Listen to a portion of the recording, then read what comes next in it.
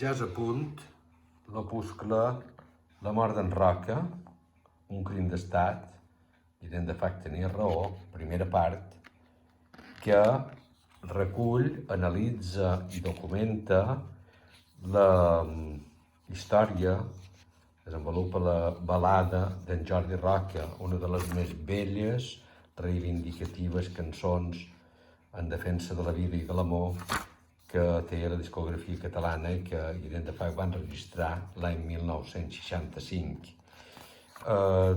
Aquest treball el que fa és reproduir tot el fet amb les actes del judici, les gloses populars que hi va haver. En definitiva, fa un recorregut exhaustiu i complet el que va ser aquell crim d'estat. Perquè, i aquesta és la part més significativa del treball, Guillem de Pac afirmava que al darrere la mort de Jordi Roca, amb independència del silenci de la Madona del Caparó, que efectivament d'haver concedit el perdó hauria evitat l'execució de Jordi Roca, a banda d'això també al darrere hi va haver uns interessos d'estat.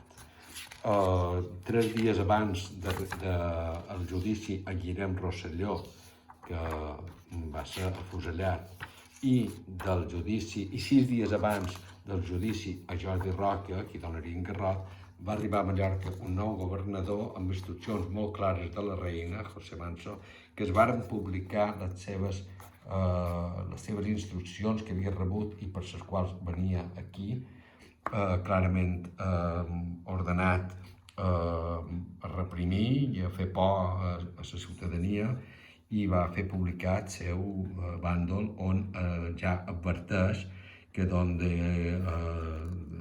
estos fueren vulnerados, hallaré mi autoridad pronta y decidida a castigar con mano fuerte sin consideración alguna el delito. És a dir, ja anunciava perfectament la política repressiva que significaria. Guillem de Pac ho havia previst i efectivament això documentadament se veu.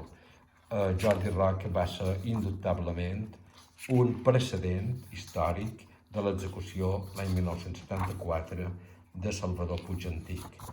I està ben recollit això a tota la documentació, als arxius, i conformen aquesta primera part.